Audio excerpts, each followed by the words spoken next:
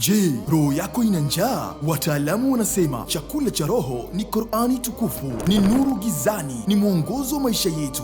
Zima notifications za dunia, washa nuru ya moyo wako. Msimu wa 6 wa mashindano ya Qur'ani umerudi kivingine. Association Unie Frères et Sœurs inakualika kwenye fainali ya msimu wa 6 wa mashindano makubwa ya kuhifadhi Qur'ani tukufu nchini Burundi. Kutoka kilele cha Bujumbura, mabonde ya Burunga, Butanyerera, Buhumuza mpaka mitaa ya Gitega, miamba 20 ya hifadhi ya Qur'ani kutoka Burundi inakutana Jumamosi tarehe 11 mwezi wa 4 mwaka 2026. Uwanja wa Komi Bunya Kabiga utatetema.